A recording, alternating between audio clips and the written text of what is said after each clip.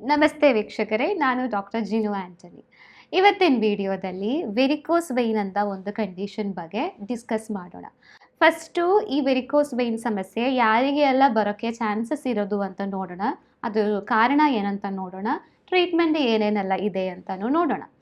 So varicose vein ಅಂತ ಏನಂತ ನಿಮಗೆ ಗೊತ್ತಿರುತ್ತೆ, ನಮ್ಮ ಕಾಲುಗಳಲ್ಲಿ ನರಗಳು ದಪ್ಪ ದಪ್ಪಕ್ಕಾಗಿ ಹೊರಗೆ ಬಲ್ಜ್ ಔಟ್ ಆಗಿ ಬರುವ ಒಂದು ಕಂಡೀಷನ್ ಕರೆಯುವ ಹೆಸರಿದೆ ವೆರಿಕೋಸ್ ವೈನ್ ಅಂತ. ಅದು ಬ್ಲ್ಯಾಕಿಶ್ ಕಲರು, ನೀಲಿ ಕಲರೆಲ್ಲ ಉಂಡೆ ಉಂಡೆ ಥರ ಬಲ್ಜಾಗಿ ಕಾಲುಗಳಲ್ಲಿ ಅಥವಾ ತೊಡೆದಲ್ಲಿ ಕಂಡು ಬರ್ತಾ ಇದೆ.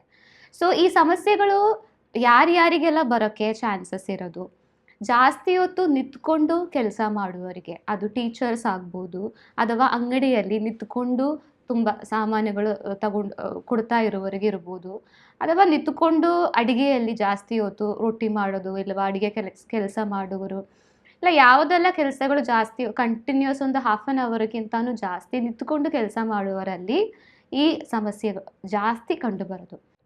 ಎರಡನೇ ಕ್ಯಾಟಗರಿ ಜನರು ಯಾರು ಅಂತ ನೋಡಿದರೆ, ಭಾರ ಜಾಸ್ತಿ ಇರುವವರು, ತೂಕ ಇರುವವರಿಗೆ ಅವ್ರದ್ದು ಬಾಡಿ ವೆಯ್ಟು ಕಾಲಿಗೆ ಜಾಸ್ತಿ ಬೀಳುತ್ತೆ. ಸೊ ಆ ಪ್ರೆಷರು ಜಾಸ್ತಿ ಬಿದ್ದು ಅದನ್ನು ಬ್ಲಡ್ ವೆಸಲ್ಸ್ಗಳಿಗೆ ಸ್ವಲ್ಪ ಪ್ರೆಷರ್ ಜಾಸ್ತಿಯಾಗಿ ಬಲ್ಜ್ ಔಟ್ ಆಗೋಕ್ಕಿರುವ ಚಾನ್ಸ್ ಇದೆ. ಸೊ ಎರಡನೇದು ಒಬೇಸಿಟಿ ಅಥವಾ ತೂಕ ಇರುವವರಲ್ಲಿ ವೆರಿಕೋಸ್ ವೈನ್ ಕಂಡು ಬರ್ತಾ ಇದೆ. ಮೂರನೇದು ಸ್ಮೋಕರ್ಸು, ಅಂದರೆ ಸ್ಮೋಕಿಂಗ್ ಹ್ಯಾಬಿಟ್ಸ್ಗಳು ಜಾಸ್ತಿ ಇರುವವರಿಗೆ ಕೂಡ ವೆರಿಕೋಸ್ ವೈನ್ ಜಾಸ್ತಿ ಕಂಡು ಬರ್ತಾ ಇದೆ. ಸೊ ಇದು 3 ಕ್ಯಾಟಗರಿ ವೆರಿಕೋಸ್ ವೈನ್ ಅಂತ ಸಮಸ್ಯೆ ಜಾಸ್ತಿ ಕಂಡುಬರೋದು. ಈಗ ಇದು ಯಾವ ಕಾರಣದಿಂದ ಬರುತ್ತೆ, ಯಾಕೆ ಇದು ಬಲ್ಜ್ ಔಟ್ ಆಗೋದು ಅಂತ ಅದ್ರದ್ದು ಕಾರಣ ಏನಂತ ನೋಡೋಣ. ಈಗ ನಮ್ಮದು ಹಾರ್ಟ್ ಇದೆ, ಹೃದಯ. ಸೊ ಹೃದಯದಿಂದ ಬಾಡಿ ಆರ್ಗನ್ಸಿಗೆ ಎಲ್ಲ ಕಡೆ ಬ್ಲಡ್ ಪಂಪ್ ಆಗುತ್ತೆ. ಹೃದಯದಿಂದ ಎಲ್ಲ ಕಡೆಗೂ ರಕ್ತ ಹೋಗುತ್ತೆ, ಅದು ನಿಮಗೆ ಗೊತ್ತಿದೆ. ಇದೇ ಥರ ನಮ್ಮ ಕೈಯಿಂದ ಕಾಲಿಂದ ಎಲ್ಲ ಆರ್ಗನ್ಸಿಂದನೂ ರಕ್ತ ವಾಪಸ್ಸು ಹೃದಯಕ್ಕೆ ಹೋಗಬೇಕು. ಸೊ ಈ ಮೇಯ್ನ್ ಆಗಿ ಕಾಲಿಂದ ಹೋಗುವ ಕೆಲವೊಂದು ಬ್ಲಡ್ ವೆಸಲ್ಸ್ಗಳಿದೆ, ಹೊರಗೆ ಹೋಗೋದು.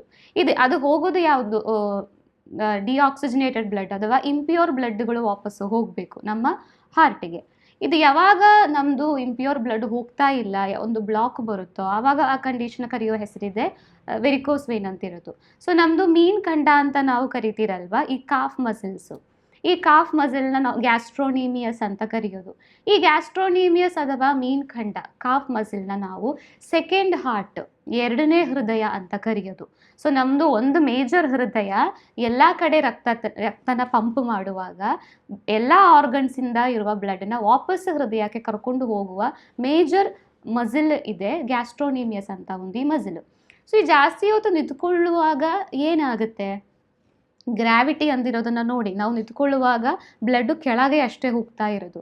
ಸೊ ಕೆಳಗಿಂದ ಮೇಲೆಗೂ ಹೋಗಬೇಕು. ನೀವು ಕಂಟಿನ್ಯೂಸ್ ಆಗಿ ನಿಂತ್ಕೊಳ್ಳೇ ಇರುವಾಗ ಆ ಮೇಲೆಗಿರುವ ಫ್ಲೋ ಆಗಲ್ಲ.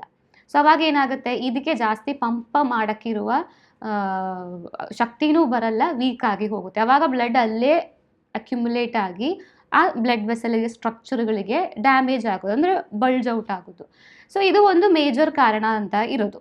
ಈಗ ವೆರಿಕೋಸ್ ವೈನ್ ಬಂದಿರೋದ್ರಿಂದಿರುವ ಕಾಂಪ್ಲಿಕೇಶನ್ಸ್ಗಳು, ಮುಂದಕ್ಕೆ ಏನೇನೆಲ್ಲ ತೊಂದರೆ ಮಾಡುತ್ತೆ ಇದು ಅಂತಿರುವ ಸಿಂಪ್ಟಮ್ಸ್ ನೋಡುವ.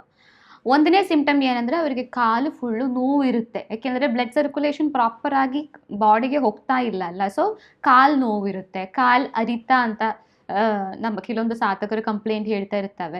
ಏನೋ ಒಂದು ಇರುವೆ ಕಾಲಲ್ಲಿ ಹೋಗೋ ಥರ ಒಂದು ಫೀಲ್ ಬರೋದು, ಕಾಲಲ್ಲಿ ಜೋಮ್ ಬರೋದು, ಇಲ್ಲ ಸ್ವಲ್ಪ ಒಂದು 5 ನಿಮಿಷಕ್ಕಿಂತಲೂ ಜಾಸ್ತಿ ಕೆಳಗೆ ಕುತ್ಕೊಳ್ಳುವಾಗ ಕಾಲು ಫುಲ್ಲು ನಂಬಾಗಿ ಹೋಗೋದು. ಸೊ ಈ ಥರ ಕೆಲವೊಂದು ಸಮಸ್ಯೆಗಳಿದೆ. ಇನ್ನು ಕೆಲವರಿಗೆ ಅಡ್ವಾನ್ಸ್ಡ್ ಆಗಿರೋರಿಗೆ ವೆರಿಕೋಸ್ ಅಲ್ಸರ್ ಅಂತ ಒಂದು ಸಮಸ್ಯೆ ಬರುತ್ತೆ.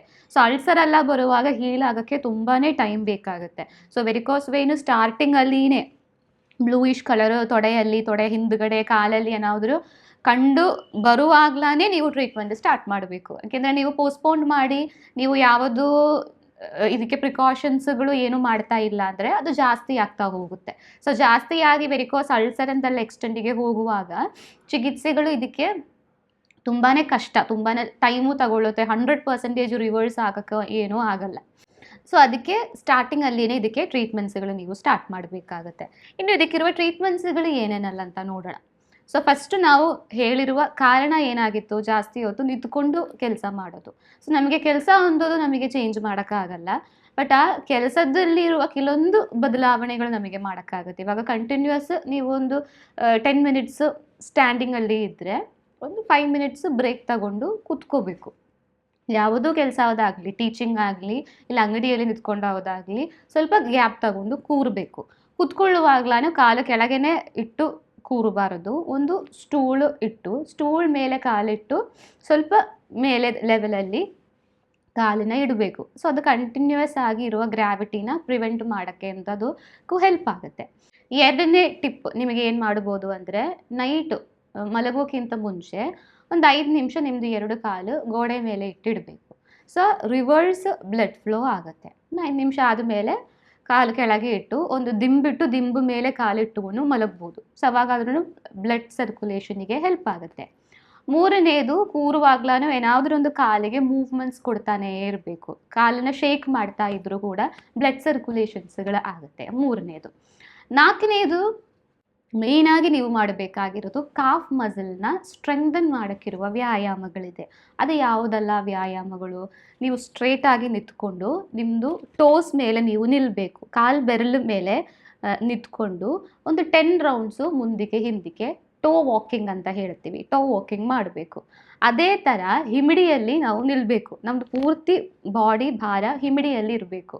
ಹಿಮಿಡಿಯಲ್ಲಿ ನಿಂತ್ಕೊಂಡು ಹೀಲ್ ವಾಕಿಂಗ್ ಅಂತ ಹೇಳ್ತೀವಿ. ಅದೂ ಒಂದು 10 ರೌಂಡ್ಸು ಫೋರ್ವರ್ಡ್ ಬ್ಯಾಕ್ವರ್ಡ್ ನಿಮಗೆ ಮಾಡ್ಬೋದು. ಸೊ ಅದು ನಿಮ್ಮದು ಕಾಫ್ ಮಸಲ್ನ ಸ್ಟ್ರೆಂಥನ್ ಆಗುತ್ತೆ. ಇದು ಒಂದೇ ಅಲ್ಲ, ಕಾಫ್ ಸ್ಟ್ರೆಂಥನಿಂಗು ತುಂಬಾ ವ್ಯಾಯಾಮಗಳಿದೆ.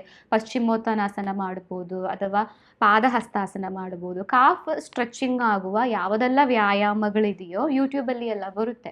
ವೆರಿಕೋಸ್ ವೇನ್ ವ್ಯಾಯಾಮಗಳಂತ ನಾನು ಇನ್ನೊಂದು ವಿಡಿಯೋ ಮಾಡಿಟ್ಟಿದ್ದೀನಿ, ನಿಮಗೆ ಅದರಲ್ಲಿನೂ ನೋಡಿದರೆ ವೆರಿಕೋಸ್ ವೇನಿಗಿರುವ ವ್ಯಾಯಾಮಗಳು ಸಿಗುತ್ತೆ. ಸೊ ಈ ಥರ ವ್ಯಾಯಾಮಗಳನ್ನ ದಿನಾ ಮಾಡಿಕೊಂಡು ಬರಬೇಕು. ಇದು ಎರಡನೇದು. ಮೂರನೇದು, ಮನೆಯಲ್ಲಿ ಯಾರಾದರೂ ನಿಮಗೆ ಮಸಾಜ್ ಮಾಡಿಕೊಡೋಕ್ಕಿದ್ರೆ ಪಿಂಡ ತೈಲ ಅಂತ ಒಂದು ತೈಲ ನಿಮಗೆ ಆಯುರ್ವೇದಿಕ್ ಅಂಗಡಿಯಲ್ಲಿ ಸಿಗುತ್ತೆ.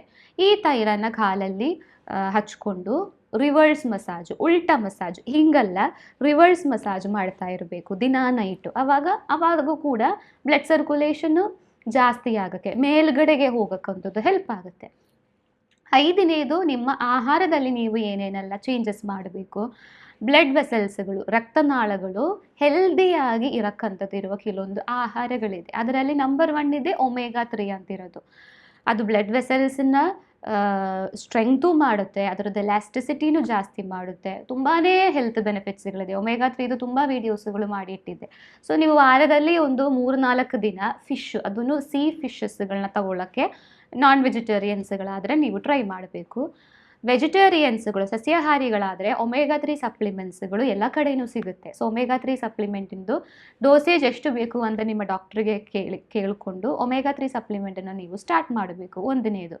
2ನೇದು, ಬ್ಲಡ್ ವೆಸಲ್ ಹೆಲ್ಪ್ ಆಗುವ ಕೆಲವೊಂದು ಆ್ಯಂಟಿ ಆಕ್ಸಿಡೆಂಟ್ಸ್ಗಳಿದೆ.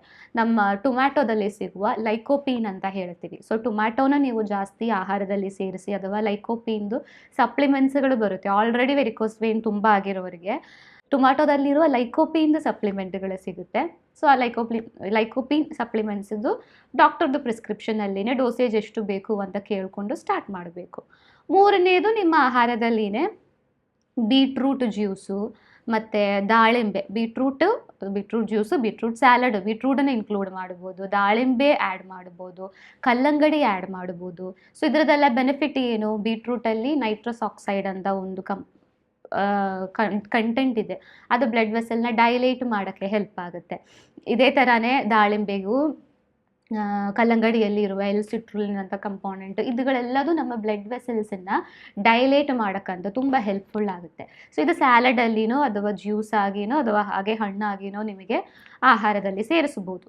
ಸೊ ಇಷ್ಟು ನಿಮಗೆ ಮನೆಯಲ್ಲಿನೇ ಸ್ವಲ್ಪ ಒಂದು ಟೈಮ್ ಸ್ಪೆಂಡ್ ಮಾಡಿದರೆ ಮಾಡೋಕ್ಕಾಗೋ ಥರ ವ್ಯಾಯಾಮಗಳು, ಆಹಾರಗಳು.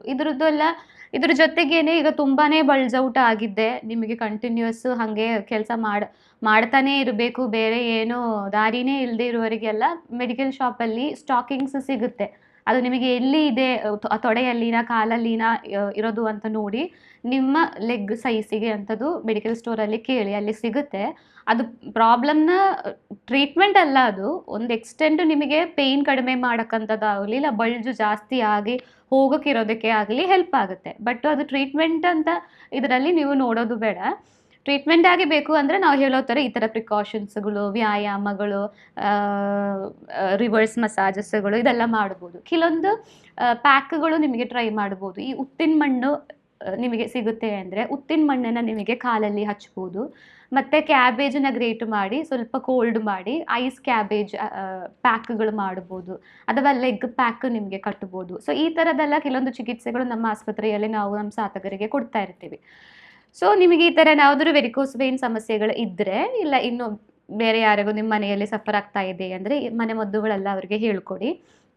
ಜಾಸ್ತಿಯಾಗಿ ಅಲ್ಸರ್ ಎಲ್ಲ ಬರೋಕ್ಕಿಂತ ಮುಂಚೆನೇ ಇನಿಷಿಯಲ್ ಸ್ಟೇಜಸ್ಸಲ್ಲಿ ಅವರಿಗೆ ಈ ಥರ ಟಿಪ್ಸ್ಗಳು ಕೊಟ್ಟು ವ್ಯಾಯಾಮಗಳನ್ನ ಸ್ಟಾರ್ಟ್ ಮಾಡಿ ಅದನ್ನು ಬಲ್ಜನ್ನು ಕಡಿಮೆ ಮಾಡಿಕೊಂಡು ನಾರ್ಮಲ್ ಸ್ಕಿನ್ ಟೆಕ್ಸ್ಚರಿಗೆ ಮಾಡುವ ಥರ ಮನೆಮದ್ದುಗಳು ನಿಮಗೆ ಹೇಳ್ಬೋದು, ಅಥವಾ ಈ ವಿಡಿಯೋ ಅವರಿಗೆ ಶೇರ್ ಮಾಡಿ ಕೊಡ್ಬೋದು. ಈ ವಿಡಿಯೋ ಇಷ್ಟವಾದಲ್ಲಿ ಈ ಯೂಟ್ಯೂಬ್ ಚಾನಲ್ನ ಸಬ್ಸ್ಕ್ರೈಬ್ ಮಾಡಿ ನಮ್ಮನ್ನ ಸಪೋರ್ಟ್ ಮಾಡಿ ಅಂತ ಹೇಳುತ್ತಾ ಧನ್ಯವಾದಗಳು.